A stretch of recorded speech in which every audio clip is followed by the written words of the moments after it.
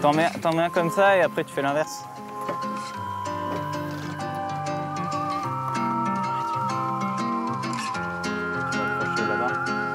On a mis les crochets, là, on les voit, hein, tous les crochets qui ont déjà été mis hier, en fait, hein, sur lesquels, vous voyez, on va mettre les rails qui vont nous permettre, effectivement, de poser les panneaux à côté, justement, pour permettre, je dirais, la jonction de ces différents panneaux. Donc, il y en a 12, qui vont être 12 panneaux qui vont occuper pratiquement toute votre toiture, en fait. Hein. Oui. Ça fait longtemps que vous y pensiez? Vous avez réfléchi longtemps? Oui. Oui, c'est un grand projet. Et puis ça nous fait plaisir de se dire, bon, on va économiser, on va produire de l'électricité, donc on participe à l'effort d'indépendance énergétique. Donc voilà, oui. Ils sont de plus en plus nombreux à sauter le pas. Le photovoltaïque a longtemps fait peur, mais aujourd'hui, plus le prix de l'électricité augmente, plus l'installation devient rentable. Autour du tire-fond, tu mets ton fil. Il tend bien. Okay. Pour répondre à la demande, cet entrepreneur a embauché 5 techniciens en 1 an. Rudy Malroux termine à peine des études d'électricien. Il est formé directement sur le terrain. Pour moi, c'est un métier d'avenir. On n'est qu'au début. On n'est pas encore lancé. Enfin, on est justement en plein lancement. Moi, je suis jeune, donc je pense que c'était le meilleur moment pour que je puisse apprendre ce métier, quoi. Ça doit être cheminée, mais il doit y avoir un égout intégré aussi sur lequel tu peux pas fixer tes panneaux en...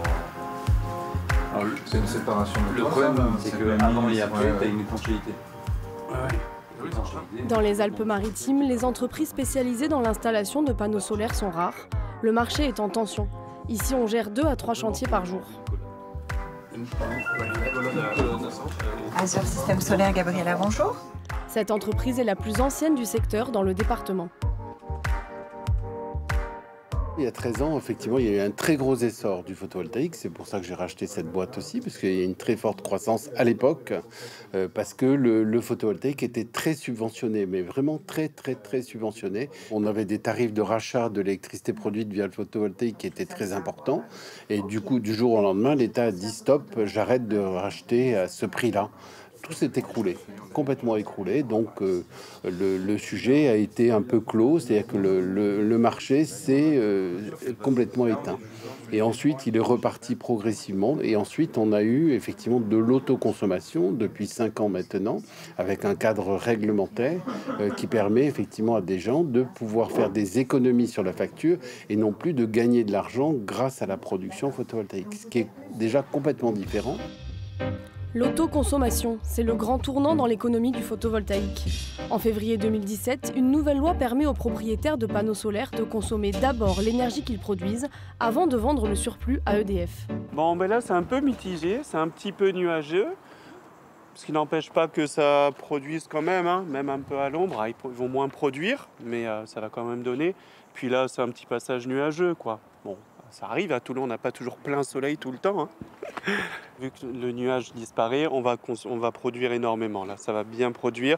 Je vais vous montrer, du coup, on va descendre. On a le panneau en temps réel en bas. Thierry a convaincu ses parents, avec qui il vit, d'équiper leur maison. 24 panneaux photovoltaïques en activité depuis 1 mois. Là, on va regarder du coup à combien on est maintenant, hein, en instantané. Donc tu vois, on a le panneau là de contrôle en visu direct. Hop. Et du coup, là, actuellement, au panneau, on produit, c'est nuageux, donc 1,6 en temps réel. Donc c'est pas énorme, comme c'est nuageux. Petite ombre, ils produisent quand même, mais beaucoup moins. Là, on monte, on est à 1,7, tu vois. Donc vraiment, ça varie facilement en temps réel. En surveillant la production en instantané, la famille s'adapte pour tenter de ne consommer que ce qui est produit. Ah, on est bien, on est à 4,6 là, tu vois. Comme quoi, 330 watts on consomme, donc on est bien. Il faut consommer. On est bon en production, hein, on peut y aller. Vous pouvez faire ce que vous voulez. Oui. Il fait beau aujourd'hui, le ciel n'est pas nuageux. Là, on produit beaucoup plus qu'on ne consomme. Le chauffe-eau s'est arrêté, donc... ma voiture, je la charge. Tu peux la charger en même temps. Pas en même temps, si. En mode éco, il ne consommera pas beaucoup. Bon. Tu peux y aller. Il faut vraiment s'adapter et vivre avec le soleil le plus possible, en fait, hein, vraiment. Ça devient après comme un jeu, hein, puisqu'on voit qu'est-ce qui consomme le plus, on va chercher, on va diminuer sa conso, on s'adapte vraiment. Il ne faut pas tout lancer en même temps, tout simplement. Tu te souviens, le Premier jour, Thierry passait toutes les heures, voir combien on avait consommé. Oui, ça commence à se calmer, ça va. Maintenant, je me suis habitué, je vous ai habitué. Donc. Bon, je vais chercher la voiture. Et le jeu en vaut la chandelle, car il faut rentabiliser l'investissement de 31 000 €. Grâce à l'autoconsommation, ils peuvent réduire de plus de 50% leur facture d'électricité. Ils vendront également leur surplus de production à EDF, 10 centimes par kilowattheure. L'énergie solaire n'est pas accessible pour tous les particuliers, elle reste réservée aux propriétaires de maisons qui ont les moyens d'investir. C'est à l'échelle des collectivités locales que le soleil peut devenir une énergie qui profite à tous. Ah ouais, quand même, ça a vachement avancé, hein. Ça a bien avancé. Ah oui. Ça a commencé hier matin. Hop. Finalement, là, Seb, ils vont aller jusqu'au bord ou pas? Non, ils vont pas au bord. Ils vont jusqu'au niveau du lumière. La mairie de Mougins a décidé d'investir 204 panneaux sur le toit de cette école maternelle, 238 sur le toit d'une salle de spectacle. De quoi produire l'équivalent de la consommation de 70 foyers. C'est une opération d'autoconsommation collective. C'est-à-dire que en fait, toute l'énergie qui va être produite par ces installations, que ce soit ici ou sur l'autre bâtiment, va être tout d'abord en temps réel consommée par le bâtiment. En fait, on la consomme ici, puis après on va se la revendre à nous-mêmes à un tarif vraiment le prix du coût du transport au pied du village, puisque dans le village, on a d'autres équipements qui sont très énergivores, comme le centre de la photographie ou un autre équipement qui est le Vaste Horizon.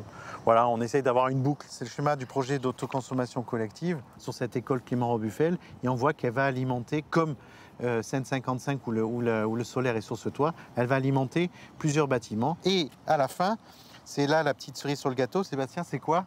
Je laisse expliquer celle-là. Le petit excédent qui sera à certains moments de l'année pas consommé par tous ces bâtiments-là va être réinjecté sur le réseau électrique général et racheté par un opérateur énergétique. En fait, moralité de cette histoire, c'est qu'on perd zéro production. L'installation sur ces deux bâtiments et la rénovation de la toiture coûtent 750 000 € à la ville. Près de la moitié est prise en charge par l'État dans le cadre du plan France Relance. La région PACA se donne comme objectif de multiplier par 10 sa puissance photovoltaïque installée d'ici 2050. Pour y arriver, elle compte en partie sur ces grandes centrales qui se multiplient dans l'arrière-pays. Rien qu'au mois d'octobre, 2 centrales ont été inaugurées dans les Alpes-Maritimes et le Var. Mais pour installer ces centrales, il faut du terrain et de grands espaces. Bon, là, on est en plein dans la partie haute du parc, hein, c'est ça?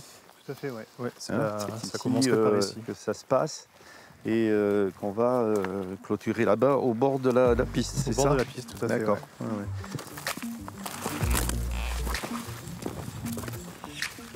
Là, on a un ensoleillement qui est idéal. Hein. Oui. Sur le mont Arpas, à Levins, une société monégasque veut construire une centrale photovoltaïque de 1,7 hectare en partenariat avec la commune et la métropole. Il n'y aura pas nécessité de bétonner ou de niveler l'ensemble du site. On va simplement venir planter des piquets voilà, avec une structure en fait, en acier et poser, métallique, et poser des panneaux par-dessus. Il y aura également une sécurisation du site qui se fera faite par une mise en place d'une clôture. Cette clôture, nous, on l'a voulu perméable à la petite faune. Donc, c'est-à-dire que l'objectif, c'est que le parc continue à abriter une certaine faune à l'intérieur. 23 300 panneaux qui produiraient l'équivalent de la consommation de 7 400 foyers et une recette d'environ 71 000 € par an pour la commune de Levins grâce au loyer. Mais pour le maire, ce projet est devenu un combat contre la rigueur de l'administration et les opposants au projet. Il a fallu démontrer que c'était un des meilleurs sites des Alpes-Maritimes. Mais moi, je suis le maire de Levins, c'est tout. Hein. Il a fallu qu'on fasse des études, de regarder s'il n'y avait pas de meilleur site ailleurs. Et donc, c'est toute cette accumulation d'interrogations, de normes, faites par des gens qui ne regardent pas l'intérêt de la France. Là, on injecte sur les réseaux électriques de la France. On a fait des autoroutes, hein, on a fait des voies de chemin de fer. On a traumatisé quelque part les espaces, mais aujourd'hui, pourrons-nous nous passer des autoroutes, pourrons-nous nous passer les lignes de chemin de fer? C'est une nécessité, il faut en passer par là, et nous sommes très en retard. Désormais, la préfecture des Alpes-Maritimes veut faciliter ce type de projet sur ordre du gouvernement. On va développer un projet gigantesque alors qu'il y a plein d'espaces, plein de toitures dans la plaine du Var, même à Levins qui ne sont pas exploités. C'est ça qui m'inquiète. La priorité, c'est sur les zones anthropisées. Ouais. Voilà, ils disent les centrales au sol, il ne faut pas le faire. C'est vraiment en dernier recours. Quoi. Les opposants au projet déplorent l'occupation d'un terrain naturel et ils s'appuient sur les recommandations officielles. Le développement de l'énergie photovoltaïque doit être prioritairement axé sur les surfaces bâties ou anthropisées, c'est-à-dire modifiées par l'homme. On raisonne à très court terme, effectivement. En bilan comptable, c'est peut-être moins cher de faire des panneaux photovoltaïques à Levens, peut-être, que d'en faire sur toute la plaine du Var. Mais à moyen et long terme, les générations à venir, je pense qu'on ne leur fait pas des cadeaux. Sur les bâtiments industriels et commerciaux, on peine encore à voir l'accélération du photovoltaïque. Il y a bien une loi, depuis 2019, qui oblige les nouvelles constructions ou les extensions d'une certaine taille à s'équiper. Un projet de loi du gouvernement veut imposer aux entreprises d'équiper leur parking de plus de 80 places. Les représentants des grandes surfaces se sont inquiétés du coût de l'investissement. Mais la hausse du prix de l'électricité change progressivement la donne. CAD 3000 prévoit des travaux d'installation l'année prochaine. Le centre Carrefour Lingostière assure être en train d'y réfléchir. L'énergie photovoltaïque n'en est qu'au début de son développement dans la région. Il y a un certain nombre de scénarios qui ont été mis en place pour voir comment on peut faire, quel mix énergétique on peut prévoir pour 2050 pour ne plus avoir d'énergie fossile dans notre mix énergétique français. Si on regarde à quoi ça pourrait correspondre dans les Alpes-Maritimes, il nous faudrait entre 800 MW crête et un peu plus de 2 gigawatts crête de photovoltaïque pour faire cette transition à l'échelle du département. Et actuellement, on en est à 70 MW. Donc très très loin des objectifs. Donc il va falloir effectivement accélérer cette transition. Ça correspond à peu près à 1000 à 2500 hectares à trouver dans les Alpes-Maritimes pour développer ce photovoltaïque dont on a besoin à l'horizon de 2050. Donc ce qu'on appelle, c'est une concertation avec les services de l'État, les communautés de communes, mais aussi les citoyens, mais aussi les développeurs, pour qu'on se mette d'accord sur la façon dont on va répartir le développement photovoltaïque à la fois dans le littoral ou dans le moyen et le haut pays, pour que ce soit équilibré et compris par tous, et pas quelque chose qui est subi. C'est ce qui se passe actuellement. Il faut que tout le monde soit partie prenante, comprenne les enjeux, et qu'on équilibre le développement entre le littoral, le moyen et le haut pays. Comprendre les enjeux pour assurer l'avenir énergétique de la région. Ouais, donc c'est pas mal quand même. Hier, il a plu toute la matinée, donc ça n'a pas produit quasiment avant midi, mais on avait quand même 43% de notre consommation qui a été couverte, donc c'est bien. En attendant, le changement viendra peut-être d'abord de la mobilisation des citoyens. On se dit, on a de l'ensoleillement et là, du fait qu'on arrive à produire notre électricité, on est moins de charges sur le réseau, donc comme on nous dit que ça va être assez tendu cet hiver, nous on fait notre contribution, on va avoir 50% qu'on produit nous-mêmes. Donc voilà, on a fait notre part pour les autres, pour nous et pour les autres.